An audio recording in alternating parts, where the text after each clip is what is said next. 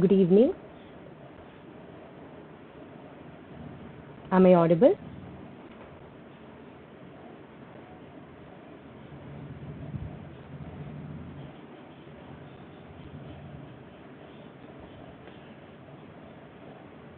Am I audible?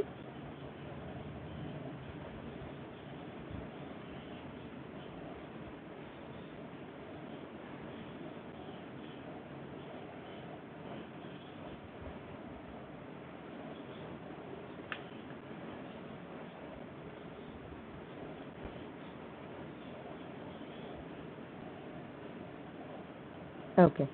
Thank you, Sneha Kumar. Okay. So first of all, good evening. So today we would be discussing about the General Economics Paper 3 of Indian Economic Service, yes, which has been there into the picture for a meanwhile. So first of all, before we actually move on discussing with respect to what is a paper 3 and what were the questions asked and so on and so forth. So before we do that, so I wanted to know, how did you take up the paper? Like when you take the paper, and how did you write the paper? How did you feel the paper was? So the first comment with respect to Gaurav Kumar, he says that he's already in depression. I really wanted to know, how did you look at this paper? What made you feel okay? I would definitely crack this exam, or what made you feel that no, this time this is not my choice? So if there is anybody who has taken the paper already,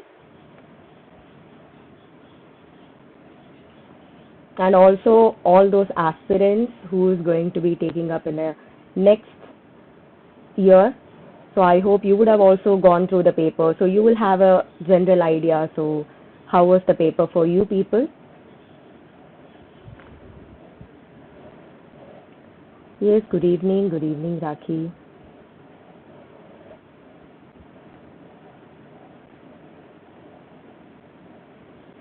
So we'll wait for others to join also. So meanwhile, we'll just have this discussion so that it's like an ice-breaking session for both of us.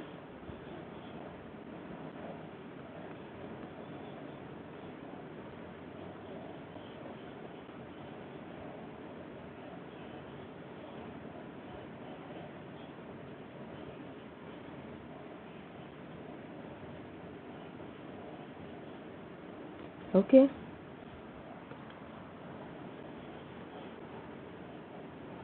Chalo. So let everybody join. So people are joining. Okay. See, look at this paper. So UPSC Indian Economic Service. As we all know, there are 4 papers. So one is paper 1, paper 2, paper 3, which is of general economics, and then you have another paper which is IE paper. So out of these 4 papers, so there is already discussions done with respect to general economics paper 1 and paper 2. So what we are going to do in this particular live session. So what are we aiming at to do? What is the agenda of this particular live session, or maybe for another 55 minutes for you?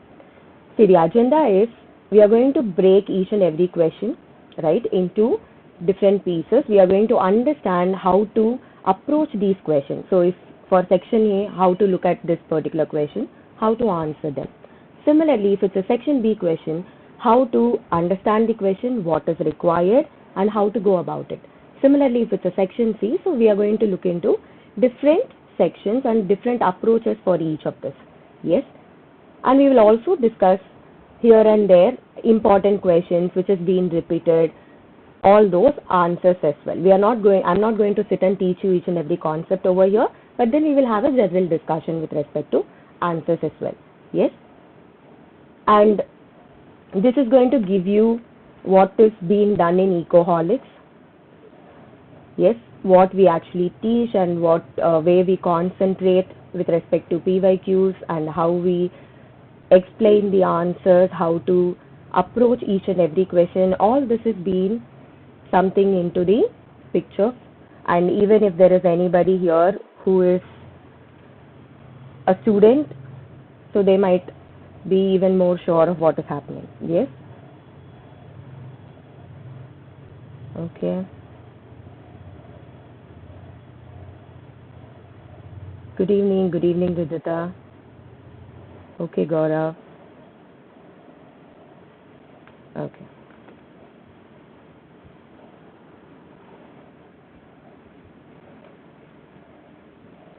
So what is this General Economics Paper 3? What are the different modules that actually covered in Paper 3? So Paper 3 is predominantly about public economics, right? Public finance, and then followed by industrial economics, and you'll also talk about environmental economics, and apart from this you have state market and planning. So these are the four modules that is predominantly covered in General Economics Paper 3, right? So in that case, you need to be concentrating these four modules for attending paper 3. So how to look into these modules, right? These are the four important modules. So in that case, how would the questions be? So questions would be from all these four modules with respect to environmental economics. Predominantly, you can say it as public, environmental, and industrial.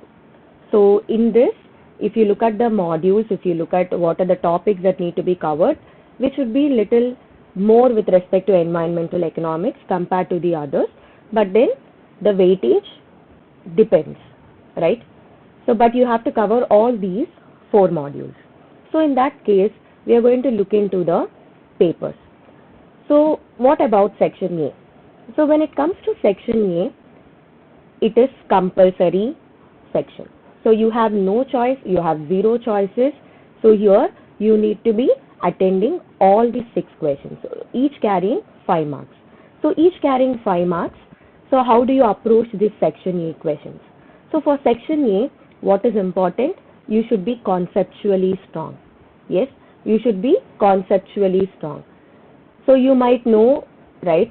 So when we were preparing for IES, even when the classes are taken in Ecoholics, or when you're preparing for your weekly tests and other things, obviously there will be lot of questions, there will be lot of weekly tests where you would be given different types of questions. There might be some twists and turns that would be given.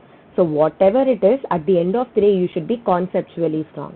If in case you're not conceptually strong, when there is this twist and turns coming up, you might not be able to comprehend every time, right? So conceptually strong is important. And also that in section A, you are not going to talk in terms of writing an introduction, writing a conclusion, because it's a 5 marks. You're not supposed to dedicate too much time for section A. So if you're a person, right, generally we all, or maybe when you're doing your masters, or maybe in your undergrad, or maybe after that, even if you're taken up any other papers, which is a descriptive type paper, if you are a person who writes in the beginning very neatly and at the end you don't tend to manage the time if you're rushing. So for those people, always remember section A is for 5 marks, right? 5 marks each question. Do not spend too much time over here. Yes, talk to the point. You're not expected to write introduction, conclusion and all that. So whatever is the question, so talk in terms of, first understand the question. Understanding the question is very important, and try to approach that question accordingly. So to the point. If it's like 4 points you're writing, 5 points you're writing, write about it and then move on with respect to the next question. So section A, it's a compulsory section, 6 questions, each carrying 5 marks, right? So what is the first question, right? So in this year, the first question in G3, yes, with respect to section A, was explain the concept of social rate of discount in the context of cost benefit analysis. Yes, so there is something that is being given here, social rate of discount, right? So this is in italic and this is in bold. So why it is being given like this, right? So first, when you are looking at the question, so explain the concept of what? So of social rate of discount. Okay. So you know what is social rate of discount? Good. So that is what you need to be writing. And it is also given that in the context of cost benefit analysis. So you have to write about social rate of discount with respect to cost benefit analysis only. It is being given specifically. So here, first thing is what? Yes. So you are expected to explain this particular concept. In what context? With respect to cost benefit analysis only. Yes. Nothing more, nothing less. So in that case, you should be clear of what is social rate of discount. And you should be very clear with respect to what is cost benefit analysis. How these both are linked. Only then you will be able to give an answer for this question. Right? You will be able to give an answer for this question. So in that case, what you would be talking about?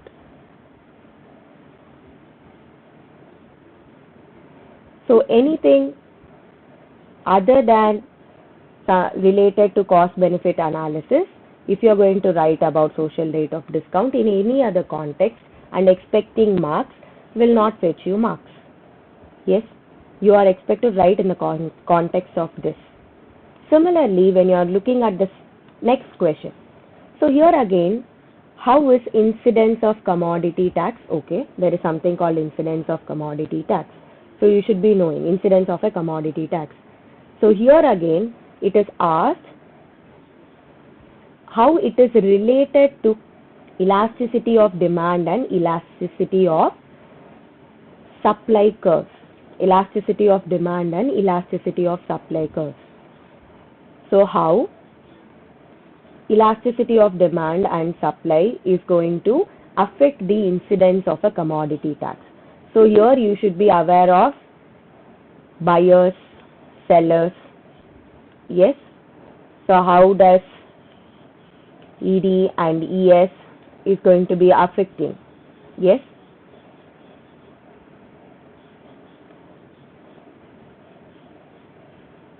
Here again, you are not asked to write about what is definition of incidence or definition of a commodity tax.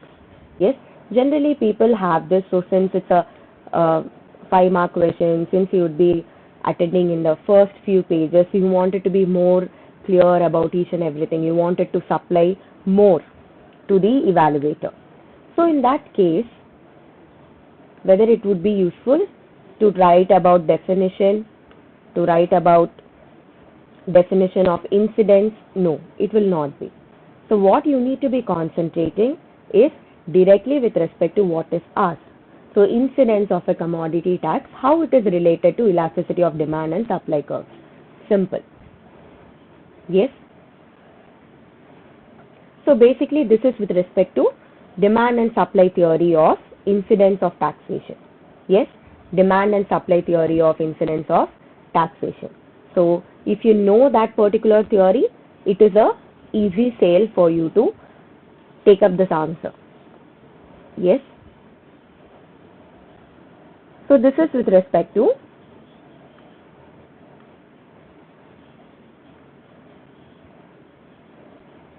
question B. And then question 1C. So here it is very clear, definition of option value. Yes. You are asked to talk about option value. So here option value here in terms of environmental economics. Yes.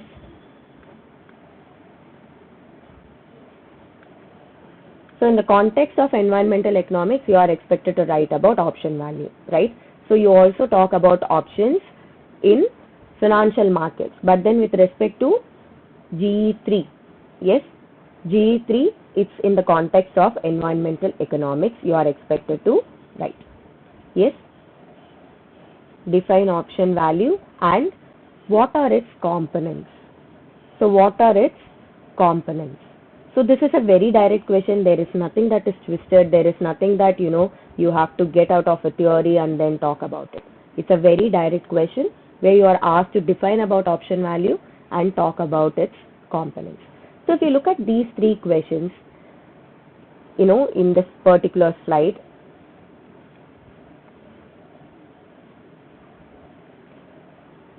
so it's all about how you approach these questions. So here, since it's a section A question, you are expected to talk to the point. Yes, do not beat around the bush. Do not repeat the points just for the sake of writing a page or meeting the word limit. So those are some common mistakes that students do, right? So you wanted to talk more about it. You wanted to give a very good impression about your answer writing skill. But then what happens is that if you're going to repeat or rephrase the same point, so it would seem like, okay, you don't have more points to write. So that is why you are beating around the bush. So don't do that. So if you look at it in this 3 questions, definitely these questions have come across in the IES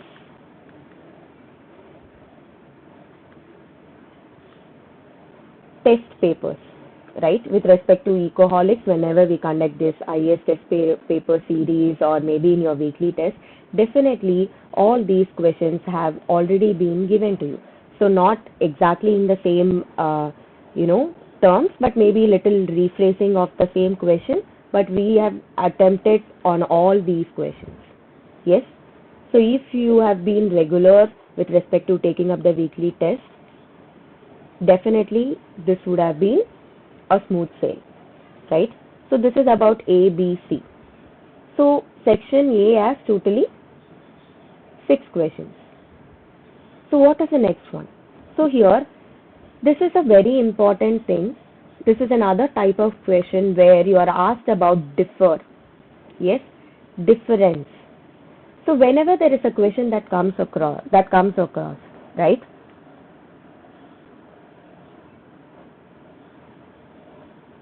That comes across difference and distinguish. So difference and distinguish. So if you take this particular question over here, how does the pricing rule of exhaustible resources differ from that of renewable resources? So you know what is exhaustible resource. You know what is renewable resources. The question is not with respect to difference between them. The question is with respect to pricing rule, right? So here there is a word used which is differ, or maybe sometimes it might be distinguish.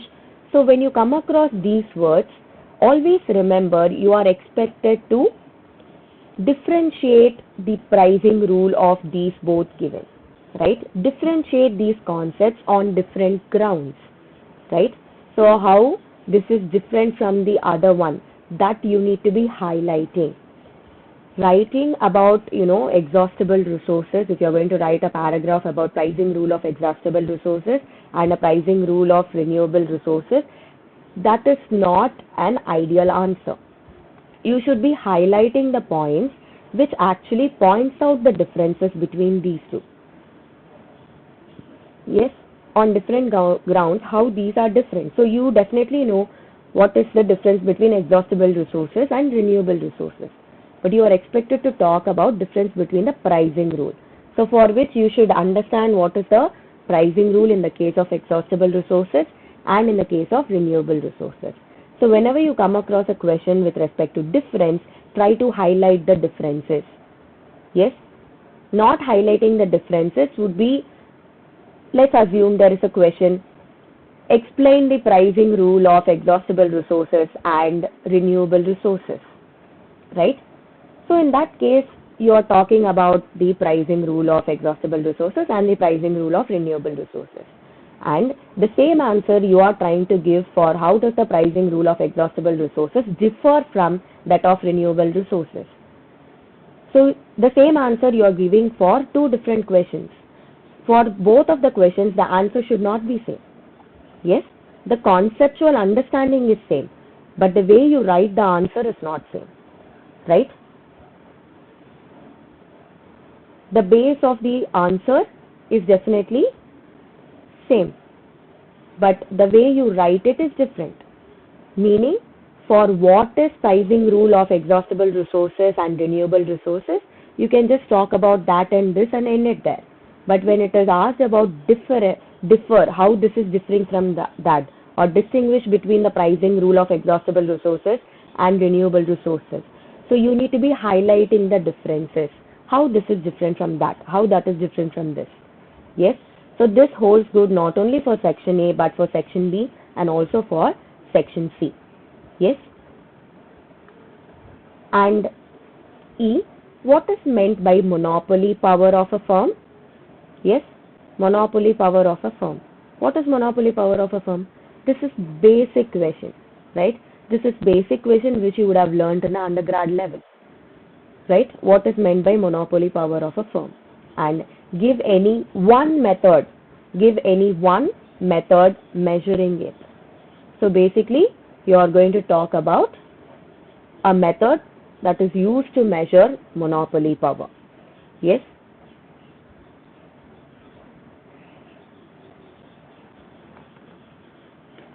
So the learner index of monopoly power. Yes, that is one of the methods to measure the monopoly power. So what is monopoly power? And you are going to talk about one method which is going to be useful.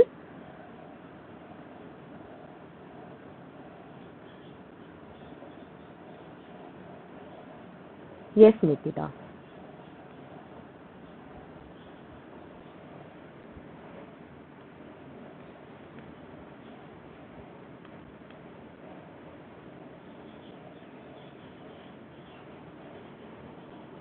And moving on with respect to the last question of section A, what is the rationale? What is this rationale? So here you're going to talk about indicative planning in the context of mixed economy. So first you should be understanding what is indicative planning, how that is related to mixed economy, right? So first you should understand what is indicative planning, and you are expected to understand the link between this indicative planning and the mixed economy. So here, what is the rationale of indicative planning in the context of mixed economy? Yes.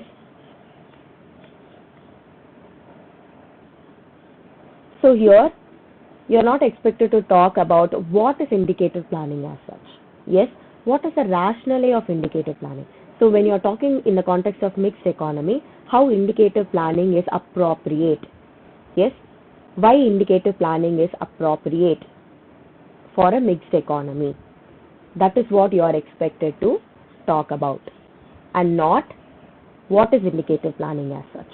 Yes, so this particular word matters a lot.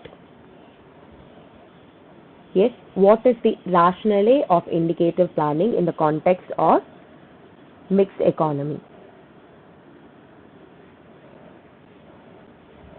Yes. So basically, when we talk about indicative planning,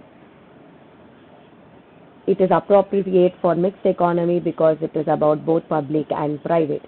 So you have government intervention, at the same time you have freedom with respect to the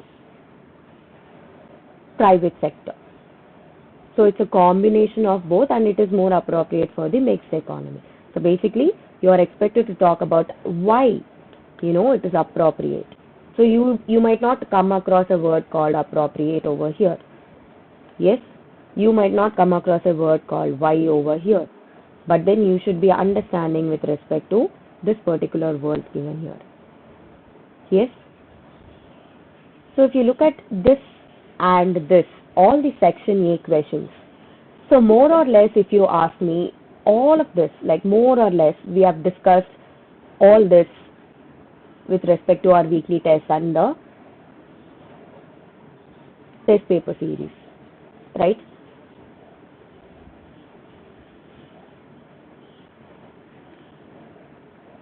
So for all those people who would be, who are planning to take up the next particular year, yes, so try and look at the advantages with respect to, taking up a test series paper or joining a course in Ecoholics. So this is how it is being done. So this paper discussions, so we are doing it for, the actual paper. Now, since we had an exam that's been held previously, we are discussing it. So apart from this, we do have a lot of paper discussions for each and every weekly test or the test series paper that is being taken. Yes, so that it gives an idea how to go about it, how to approach these particular questions. It's not about, I would say this, so all of us, like all those people who are trying to take up the test or who had already given the paper are not like they don't know what it is about. So you are all well prepared. All that matters is that how do you approach the question? Yes. So it's not like you don't know what is monopoly power. It's not like you don't know what is indicative planning. Or it is not like you don't know the pricing rule of exhaustible resources and renewable resources. It's that you know conceptually you know what it is. It is just that how to give the ideal answer. Yes. So how to approach a particular question, because most of the questions might not be directly asked, right? So based on the conceptual understanding, you are trying to interpret, yes, what happens when there is a particular situation, yes, or maybe you are comparing and contrasting and you are trying to establish whatever you have learned and how you put it into proper use, right? Because in future you're all aiming to be an Indian Economic Service officer, right? So basically all this conceptual understanding should be put into practical use. So the questions are going to be like that. So the answers should be ideal. The answer should be having that similar approach where you are trying to imbibe the concepts, right? And then try to put it into practical use or try to think different when you are taking up the or giving the answers. Yes? So what makes you different from the lot? Yes? So there are a lot of people who would be preparing for these papers who would be coming up with their own answers. So all of them would know what is this particular concept is all about. So what is option value? What is indicative planning? Right? What is monopoly power? But how well you actually put it in the paper and how well you understand the question, right? So it's not about just letting the evaluator know that you know this much, you know that much. So you know this particular monopoly power like in depth. It is about what is being asked. What is the question? क्या पूछा है? क्या answer देना है? That's it. Nothing more, nothing less. That matters. That makes you different from the others, right?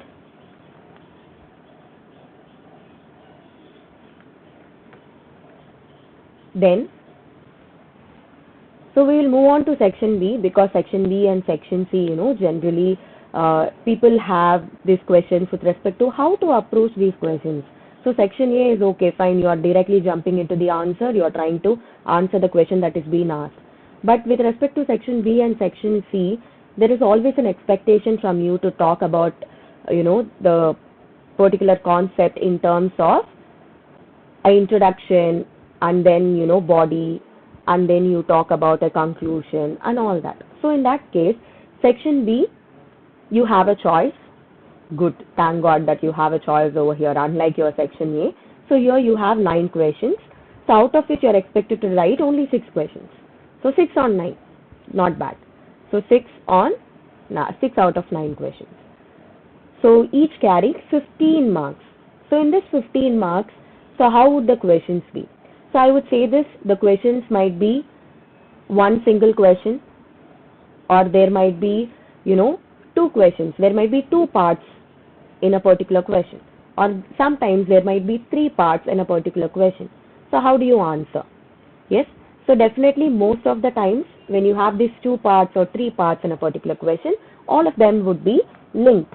Yes, it's not like each one of it would be different and separate. All of them would be more or less linked, or maybe there might be a new topic that would be introduced to you, but in the context of the same. So in that case, if there is a link, right, link between these 3 questions or 2 questions given to you, so you can start off with a common introduction, talk about the body, go with the flow, and then you can conclude. If there are 2 distinct questions that's been asked, so you cannot find, or you're not able to find a link between, A and B given in, let's assume, 3rd question or 4th question. So in that case, talk about this and talk about that. Yes. separately. So if you look at it with respect to section B, in this year, with respect to GE3, the first question was discuss Lindhar's voluntary exchange theory. So it's very clear. It's given directly for you. You are expected to discuss about this particular theory. Yes. For determining the optimum level of public expenditure. So basically you should know what is this particular Lindhar's voluntary exchange theory. So you are talking about the willingness of the individuals to pay for their preference with respect to the public goods, right? So this theory is with respect to that. How that is related to ascertain the optimum level of public expenditure. Yes, how that is related to ascertain the optimum level of public expenditure. So here, first you are expected to talk about this theory. Yes. So explain that theory. What is Lindhar trying to say with respect to voluntary exchange theory? Why it is voluntary exchange theory as such? So talk about it, discuss about that particular theory, keeping in mind, yes, keeping in mind you are trying to link this with optimum level of public expenditure. Yes, the flow should be like this, where you start off with what is the theory and then how you are trying to relate that to optimum level of public expenditure.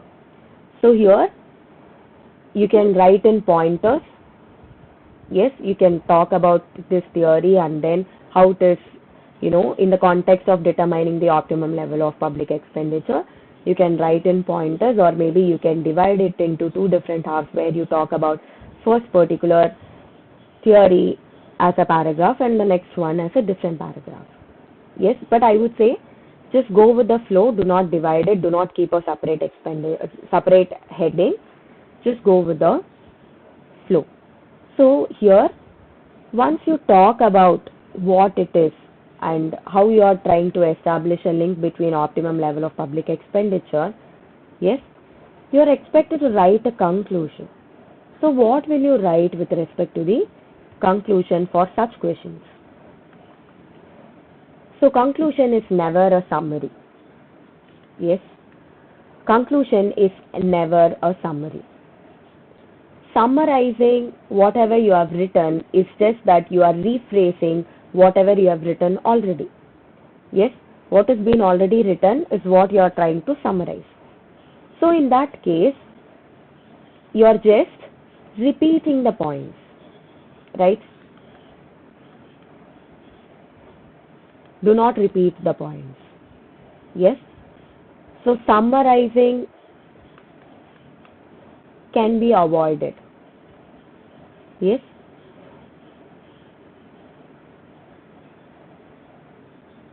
summarizing can be avoided when you are talking about a conclusion. So when you are trying to end a particular question, do not repeat what has already been written.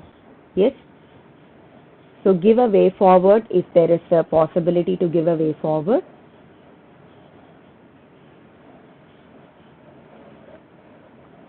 Yes.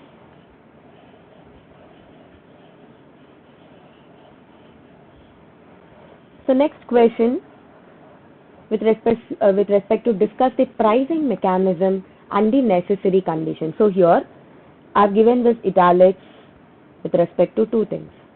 So pricing mechanism and necessary conditions. Okay. So you're going to talk about the pricing mechanism of something and also necessary conditions of something. Yes. So here, moving on, which allow an established firm to prevent entry from outside in an oligopolistic market. So basically, you're talking about pricing mechanism in the context of oligopolistic market, and you're also talking about the necessary conditions. Yes, the necessary conditions to prevent entry from outside in a oligopolistic market. So what is this pricing mechanism? So what you are trying to talk in terms of this pricing mechanism and the necessary conditions, which is going to help you in an oligopolistic market, which is going to help you to prevent entry from outside in an oligopolistic market structure. So what kind of pricing mechanisms can you have, or what are the conditions you might meet or you have to meet so that you are able to allow an established firm to prevent entry? Yes?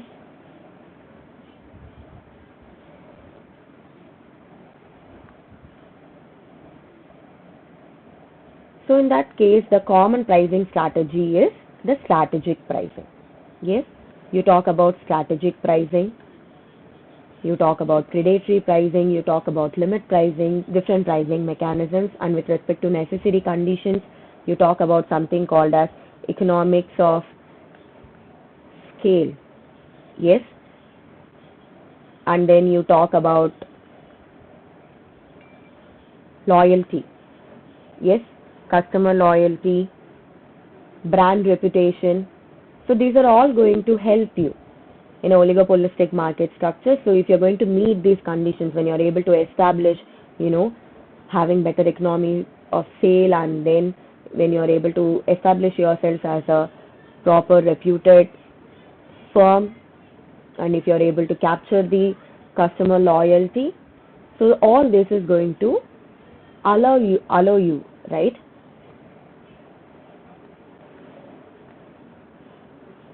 so to prevent entry from outside. So you're expected to write all these points with respect to both pricing mechanism and also in other necessary conditions other than pricing. Yes, what and all can also be concentrated upon. Yes. So this is question number 3. So here, how do you talk? So what would be your introduction? Yes.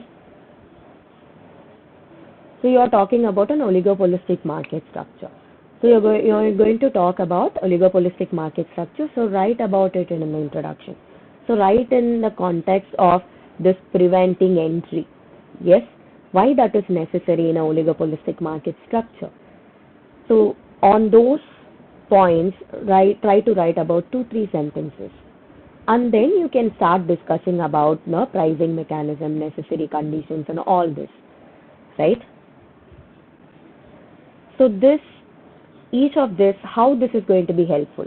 So do not write pointers like strategic pricing, economics of scale, or maybe with respect to limit pricing, or maybe with respect to brand reputation. So try and explain how this is going to prevent entry from outside. So that is more important. So one thing with respect to section B and section C, which I had come across when I'm evaluating papers, so all these weekly tests and paper discussion paper, all the test series papers, is that you know the answer, you fail to explain the answer, right? Writing a single pointer about your strategic pricing would prevent entry from outside in an oligopolistic market, economies of scale. But how? What is the strategic pricing? How? So you are expected to discuss the pricing mechanisms. You are not expected to enumerate the pricing mechanism. So how is that different? How is enumerate and discuss different?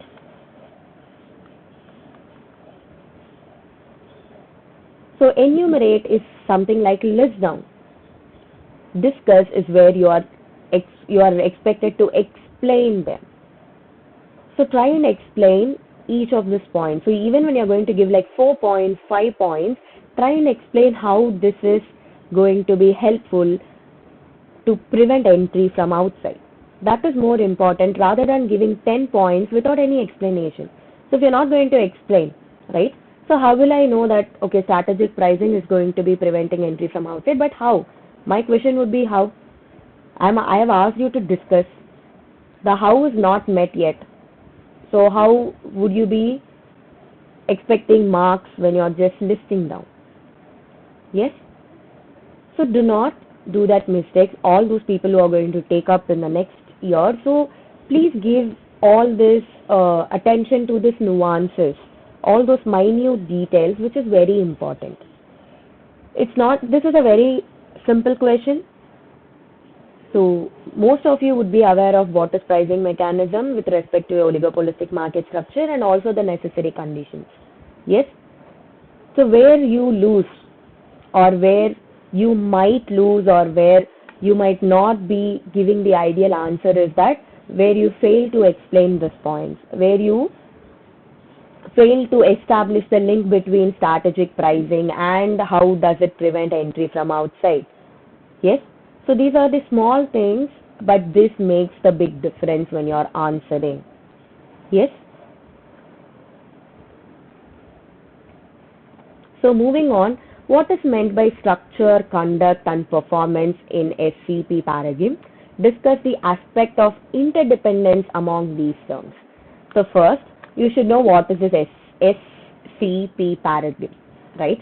So in what context are they even talking about this? You should be aware of it. So only then you will be able to give what is structure, what is conduct and what is performance. So here it is again a direct question. There is nothing like, where you have to put your head and think about it. It's a direct question.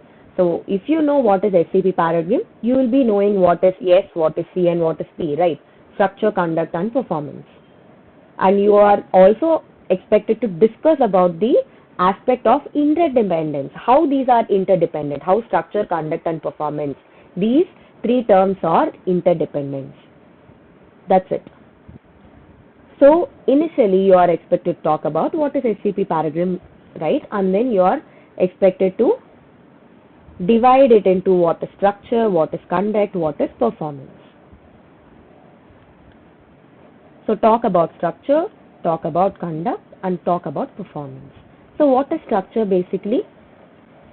So structure is with respect to characteristics and features of the market. Yes.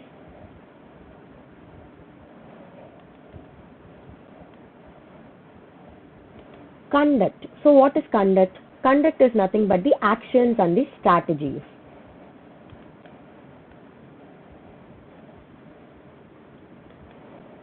And what is P? Performance. Basically, how does it performing? What is the output or what is the result? Yes. So you have a particular market. So you are trying to understand the characteristics and features of the market, predominantly number of firms, the degree of product differentiation and all that. And then you are talking about strategies, actions and strategies with respect to that particular market structure, what you would be doing and what would be the end result. So this is what is SCP. Yes.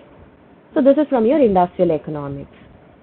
So how these are interdependent? So obviously when we are talking about it, there is a flow, right? So obviously all of them are interdependent. So you are expected to talk about this interdependence. You are expected to talk about structure in detail. So just writing under structure, characteristics and features of the market, it's like your running notes or maybe your self-preparation notes or revision notes, right? So when you're writing revision notes, when you wanted to remember, okay, this is what it is. So once I look at yes is characteristics and features, okay, I'll be able to revise whatever comes under this. So in answer, when you're writing in your examination, you're not expected to write your revision notes over here. You are expected to explain them. So under characteristics and features of the market, what am I trying to say? So there you are expected to talk about number of firms in the market, the degree of product differentiation, yes, entry and exit barriers, and then with respect to concentration of power, yes, market power, all this. And similarly under actions and strategies, so pursued by the firms with respect to the market conditions, yes, like pricing decisions, advertising, marketing strategies, product differentiation, yes, and then moving on with respect to performance. So the first part should be clearly explaining about each of this, because there is nothing more in the first part of the question. So it is very direct with respect to what is meant by structure, conduct and performance, right? So moving on with respect to next question. So I would say this is one of the very repeated question that we would have discussed. So if there is a student from Ecoholics, you would know that tragedy of the commons is a repeated question with respect to your PYQs and also with respect to your weekly tests and test series where we would have discussed about it, right? So tragedy of the commons. So here again, explain the problem. So they have given it as problem itself. So tragedy of the commons. So it is a problem. So you are trying to talk about this particular problem. And what is the next question? How can you avoid this? Simple again. There is nothing twisting and turning in this question. So you should know what is tragedy of commons. So basically tragedy of the commons is basically multiple individuals acting in their own self-interest, right? Acting in their own self-interest, which is actually degrading the shared resource. So how can you avoid this is basically establishing property rights, government intervention, market-based mechanisms, education and awareness. Like this, you are expected to give the points. So first talk about what is tragedy of commons. Try to explain that, throw more light about it. And then come with so when you are explaining itself, so you should try to connect a link that there are so many problems with respect to this. So it has to be avoided and you can avoid by these ways, using these ways. Yes? So try to establish a flow when you are writing the answer.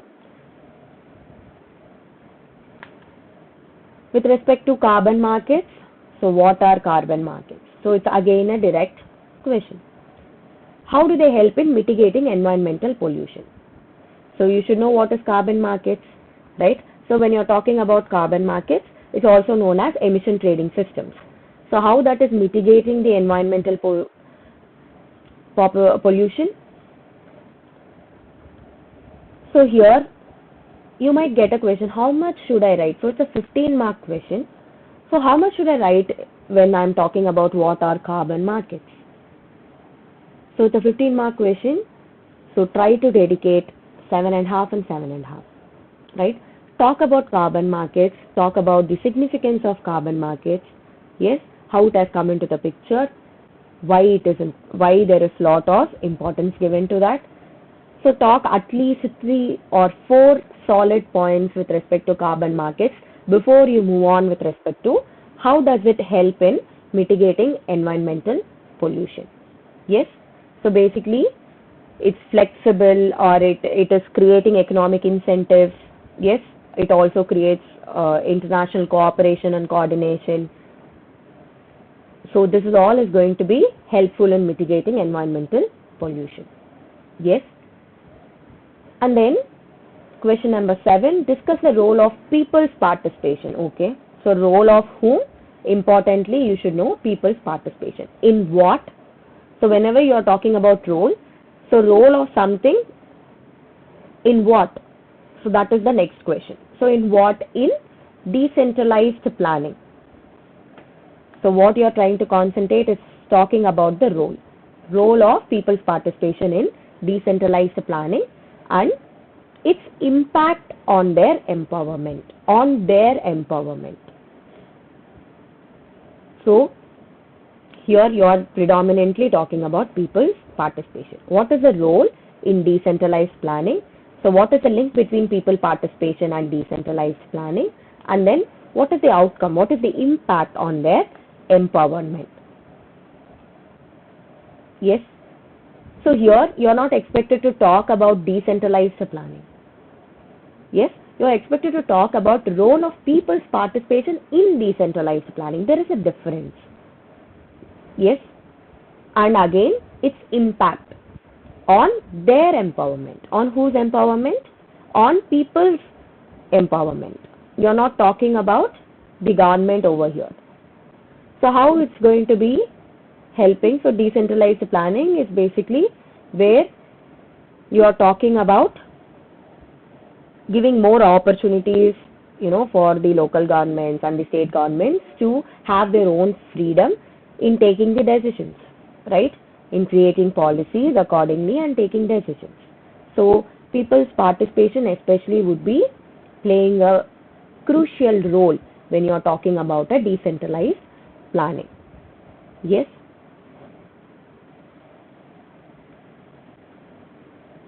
So you are expected to talk or discuss on those grounds. Moving on, explain the burden of the internal public debt. So you know what is internal public debt? So internal public debt is when you're talking about the public debt with respect to domestic country, where you're not talking about the external public debt, where you're not involving the international sector into the picture. So explain the burden.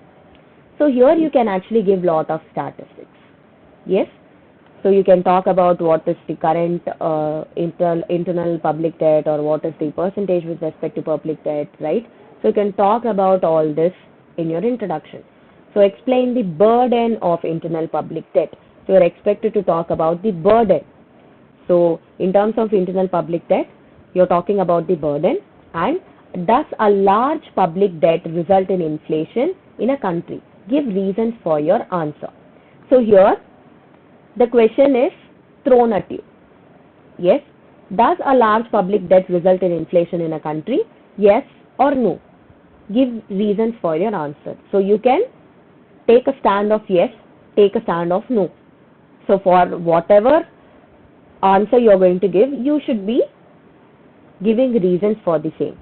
So if I am going to say yes, it would result in inflation in a country, I should be giving solid reasons how it is going to result in inflation in a country. If I am going to say no, how will the large public debt would result in inflation in the country? Then I should give reasons why it can't. So I should be very clear on what stand I take, and I should be giving reasons for the same. Yes, just giving yes or no is not going to give you any mark. You are expected to give reasons, and that reason should be justifying your answer. So for example, you say that yes, it would lead to inflation, but the reasons you are giving is actually quite opposite to the same. So it's contradictory, right?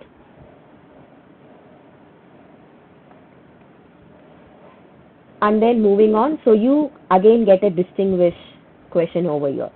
So you have HH index and 4-firm concentration, right? When it comes to HHI, so you are talking about market share of all the firms, right? But when it comes to 4-firm concentration ratio, you are talking about largest 4 firms. That is the main difference. But apart from that, yes, apart from that, on what different grounds these both are different, talk about them. Yes, first try to give an introduction with respect to what is HHI and what is 4-firm concentration ratio, and then pinpoint the differences, highlight the differences, and then move on to the next part, where how does market concentration impact social welfare. Yes, so here you are talking about, market share and market concentration. So you have a related question. It's not a continuous question with respect to HHI index or 4-firm concentration ratio, right? It is a different, distinct question, but then of course it is related with respect to what is being discussed previously in the first part of the question. Yes? Market concentration on social welfare. So question number 10, elaborate on the arguments in favor of green accounting. So what is green accounting? Yes, in your introduction. So you are expected to give arguments in favor of green accounting. So what do you mean by arguments in favor of green accounting? It's clearly given. You are expected to talk about the positives of green accounting. There might be negatives. You are not expected to talk about them, because here they have not given you to evaluate or analyze the green accounting. It's clearly given, elaborate on the arguments in favor. I have highlighted that, in favor of green accounting. So you are talking all those positives with respect to green accounting. Yes, and then how it is different from system of national accounts. So when you are talking about national accounts, you are talking about economic performance, right? But when it comes to green accounting, you are taking the environmental aspects into the picture. So that is the major difference. So on those grounds, you are expected to again differentiate, highlight the points, how they are different. Yes, that is more important. So out of this 9 questions, right, with respect to section B, so if you look at it, most of them are direct questions, and again I would say most of them have been there when we were taking weekly tests and other questions. Yes. Coming to section C. So how is this section B and section C different? So when it comes to approaching your section B and section C, mostly it is same. You have to come up with an introduction, you are talking about the body, and you are expected to conclude. So as I've already told you, conclusion is not the summary, but then it is about way forward, giving a positive note. Giving a positive note, yes? And it need not be in paragraphs and paragraphs. 1 or 2 lines would do, yes? Do not summarize whatever has been written in the body again in the conclusion. So that is just waste of your time, right? Waste of the word limit.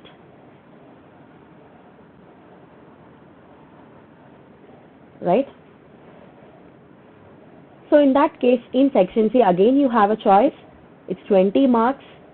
So it is 4 out of 6. So in that case, 4 out of 6, how section B and section C is differing is basically with respect to the questions that would be asked, right? So here again you might expect 3 questions, right? 3 parts in one particular question, yes? Or maybe 2 parts which is of, significant or which is of more importance. So if you look at this, distinguish between IRR and NPV, yes, internal rate of return and net present value criteria of evaluating public investment projects. So it's a 2-part question. So you are expected to talk about the differences between these two. So in that case, you should be well aware of what is IRR and what is NPV, right? So what is IRR and what is NPV? So in that case, only when you know this, you will be able to give the differentiation. Yes? So first part would be talking more about this. So first talk about IRR and then NPV and highlight the points how these two are different with respect to evaluating public investment projects. So what is IRR is concerned with or what is NPV is concerned with. And then you are expected to talk about role of shadow prices in this context. So in the same context with respect to evaluating public investment projects, what is this shadow prices? What is the role of shadow prices? Again, what is the role of shadow prices? It's not just what is shadow prices, role of shadow prices with respect to evaluating public investment projects. Yes? So these are 2 different parts. So again, so first one and second one might not have a continuation with respect to your answer because IRR and NPV is one particular concept and then shadow prices is another concept, but both of them are having a common point with respect to evaluating public investment projects. Yes? So try to understand that when you are answering and give appropriate headings for the same. And next question, discuss the agenda and outcomes. So agenda and outcomes, both. You are expected to talk about the agenda of COP27 and also the outcomes of COP27. So what is the difference between agenda and outcomes? So COP27, when they wanted to meet and they wanted to talk about, they would have had an agenda. So and then at the end they would have come up with a outcome. So at the end of the COP they would have come up with certain decisions. So agenda and outcomes. So you are expected to talk both agenda and outcomes. So obviously you all know that COP27 would be in the context of climate change. So this is your first part. And the next part is what role did India play in this conference? So what role did India play in this conference? So basically we were talking in terms of equity, right? So because we are all developing nations, we have to be very careful with respect to emissions, zero emissions. So we were trying to talk and negotiate in terms of all this, achieving zero emission rates and other things, right? We are talking on the grounds of equity, and of course this also had an important outcome because of India being or persistent with respect to equity grounds. So it was able to come up with certain outcomes which was in favor of India as well, right? So you are expected to talk about all this. So agenda, outcomes and role of India. Question number 3. So elaborate on appropriate valuation method of the amenities offered by a public park to its visitors. So you have different valuation methods. You are expected to talk about the appropriate valuation methods. So which one would be appropriate in terms of the public park to its visitors to understand? Yes. And question number 14, again you are coming across a distinguish between question, which is product innovation and process innovation. First, you are expected to talk about how product innovation is different from process innovation. So for which you should be understanding both of them.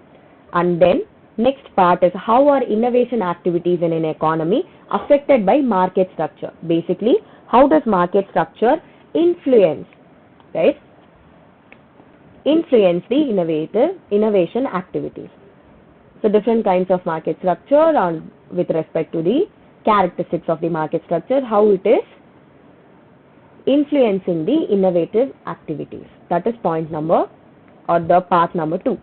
And the last part is what role of what R&D expenditure, research and development expenditure play in promoting technological change. So basically role of what R&D expenditure in what promoting technological change. Yes. So here you have 3 parts to answer. So in that case, try to divide. So you have 20 marks. So there you have to give more trust, right? So first write about distinguish product innovation and process innovation. Okay, good. And then talk about the link between innovative activities and market structure. And then move on with role of R&D in technological change. Yes. So do not talk about one particular question in detail and do not leave out another question just like that. Do not talk in terms of, just points. Try to explain each of this in detail and also meet the word limit accordingly. Yes.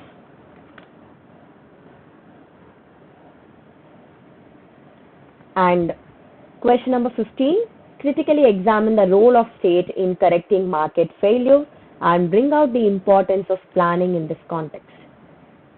So basically role of state in correcting market failure. So market failure in terms of public goods, positive and negative externalities. So here you are expected to talk about critically examine. So when you come across this critically examine, right? So what is important? When you come across a word critically examine, so now you are being a critic. Yes. So you are trying to examine the role of state with respect to correcting the market failure. So here, of course, role of state, there might be positives, there might be negatives. So role of state might be successful in correcting market failure, and there might be situations where it might be not successful in correcting the market failures. So you're expected to talk about both of them. But since you are asked to critically examine, you are expected to be a critic and give more points in against or maybe in the negative note. Yes. So you talk about positive. In spite of this positive, still the state is not able to, or state is lacking to correct the market failure. Right? So that is how your flow of answer should be, since it is a critically examined question. For example, if it was just examine or evaluate, you are being a middleman where you are going to evaluate whether it's right. Okay, these are all positives, these are all negatives. That's it. You are just evaluating and just giving them. It is their choice to choose between positives and negatives. You are just evaluating, giving the positives, giving the negatives. You are just examining, giving the positives, giving the negatives. But when it is critically examined or critically analyzed, so in that case, you are expected to be a critic. So that is your first part, and then bring out the importance of planning in this context. Basically, how planning is going to be more helpful in correcting market failure. So that is the link that you have to establish. Yes, that you have to establish. So that is about question number 15. I guess we are already 6 minutes beyond the time limit. So the last question, consider a duopoly with product differentiation in which demand and cost functions are given to you, right? So first one, derive the price reaction function. First you should know what is price reaction function. Yes, for each firm, okay. So you are given firm 1 and firm 2. So this is for firm 1, this is for firm 2. So we are expected to derive the price reaction function. Is there any condition given? Yes, where assuming that each maximizes its profit with respect to its own price. Yes, and also derive the slope of this reaction functions. So first you are expected to derive this price reaction function. Yes, with a condition that it is able to maximize its profits on its own price, and then slope. Once you do this, determine the equilibrium values of price, quantity and profit for each of this firm. Equilibrium values. Yes.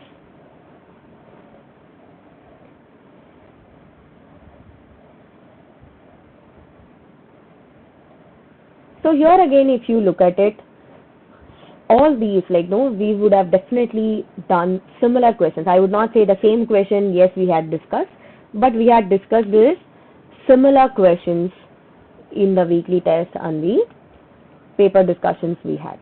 Yes, so under industrial economics, even when we had a separate industrial economics out session also, we had discussed a similar question with respect to demand and cost functions, where you are deriving the price reaction function. Yes.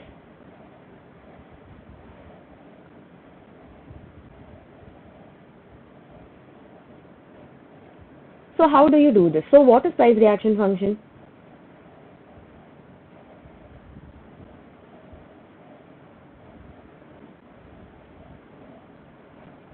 So first you are trying to determine the profit by using TR minus TC, so total revenue minus total cost, and then you are applying the first order condition, and then you are arriving at a price reaction function. And with that, with the same help of which you are able to establish the slope. So this is for firm 1, and similarly you will do it for firm 2 as well. So with the same condition where profit is equal to TR minus TC. Is maximizing its profit, so TR minus TC. So you will be able to arrive at a function where again you apply the first order condition. Once you apply the first order condition, you will be able to arrive at the price reaction function and its slope. So the first part is done. So here what you should be knowing is how to come up with the first order condition, right? Applying the first order condition is important. So if you know that, it is a smooth sail.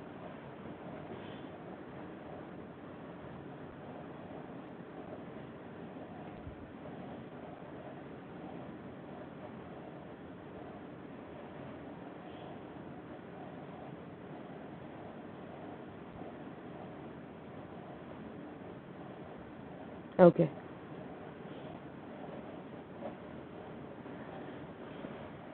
Okay. I'll come back to Rakhi, Bhuvnesh and Shah just a minute. So once you have this price reaction function, you are going to solve. Once you solve them, you will be able to arrive at P1 and P2. Yes. And then putting them or substituting them, you will be able to arrive at Q1 and Q2. And then again substituting both P1 and Q1, you will be able to arrive at profit. So all this is going to give you the equilibrium values of price, quantity and profit. So the second part is definitely linked with the first part. Only when you are able to find the price reaction function, when you are going to equate the firm 1s and firms 2s and then arrive at P1 and P2. Then you will be substituting the same to arrive at Q1 and Q2, and then for profit. Yes? So that is with respect to the questions. So with respect to the doubts, yes, Raki.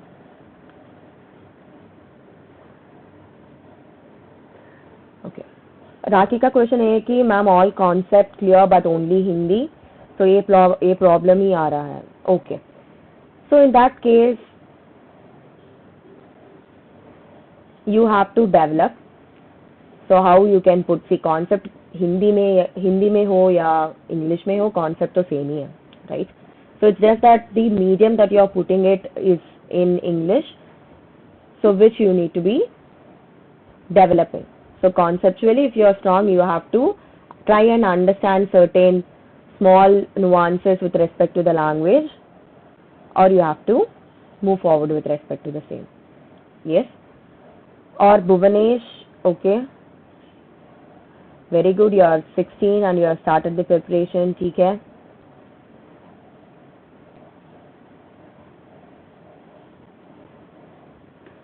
Okay, strategy ये है कि you have to be very conceptually strong, right? Each and every module you go through, be conceptually strong, and then start preparing. Go through the papers, yes, previous year papers. So once you finish a particular module, you go through those papers, try to understand whether are you able to comprehend the questions. Questions ठीक ठाक है, like questions में कुछ समझ में आ रहा है कि नहीं, right? Or if questions very different, conceptually you are learning something but the questions are very twisted. So in that case, you should be trying to comprehend what is the question. So question में क्या पूछ रहे हैं, what they are aiming at. So once you go through the previous year questions now and then and start preparing yourself or molding yourself to understand them, it would be a smooth sail. So you are 16 now, so you are starting the preparation. So it is just that you need to be consistent. So since you are very young, this consistency matters. So you might be interested maybe for 10 months or maybe for 12 months, and slowly you might be diverting to other things. So in that case, be consistent, keep yourself motivated that I'll be taking up this paper maybe around 7 years down the lane, or maybe around 6 years down the lane. You need to be consistent throughout. That is what matters. And with respect to Shah, no Shah. So Shah asks with respect to critically means only negative points required, no positive, right? No. You are expected to talk about positives, but in spite of those positives, you have so many negatives. So basically, you are favoring in terms of negatives. It doesn't mean that you don't talk about positives at all. You talk about positives, but you are favoring the negatives, right? So critically examine.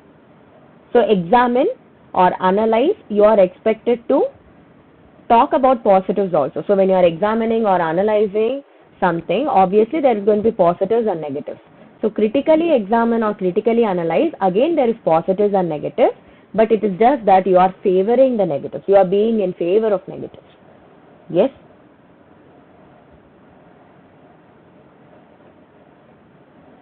So any doubts?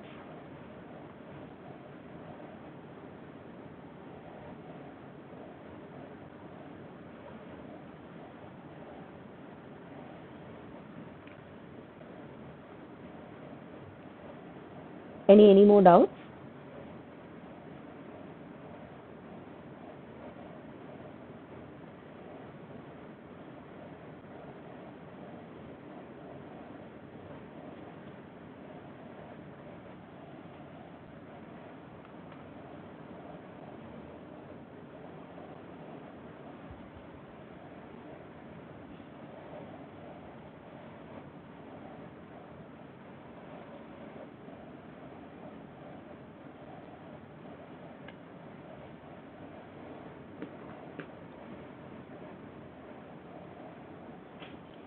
Okay.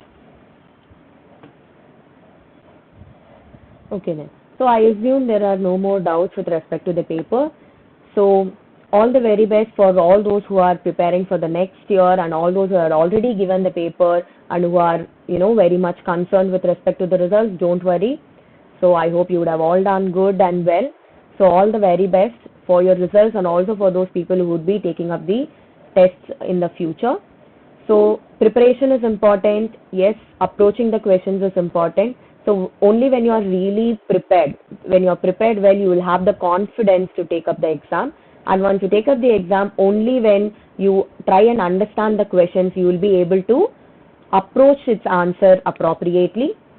So only when you do this correctly, you will be able to get, or you will be able to be, one or the best among the lot, right? So this is what is important: consistency, preparation, trying to understand the question, having appropriate approaches to the answer. All this is going to be really helpful. So if you have any further queries,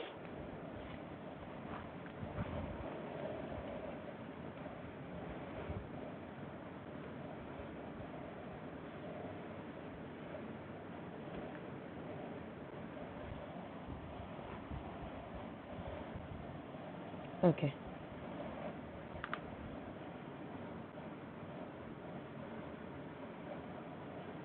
So if you have any further queries, you can very well contact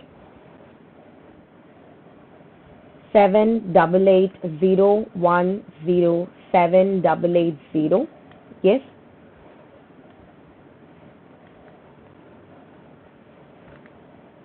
So you can contact for different batches. So you have IES batch, yes, which is coming up in the August, and then even if you want to take up only test papers, batches where you have lot of test papers, now and then you will be taking up the PYQs and the papers and the discussions. So there are lot of batches for all this. So for all these details, you can contact using this particular number, and all the very best. Yes.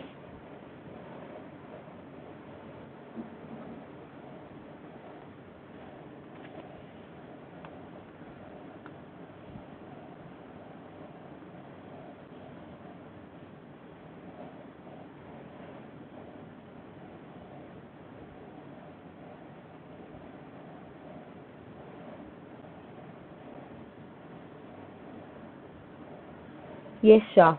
You do have this recorded session, so you can see in the live session that would be there. So you already, it would be posted maybe once everything is streamlined properly, it would be there. You can check it.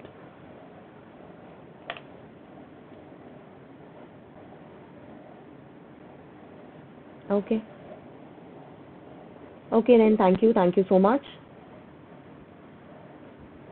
Take care and have a good night.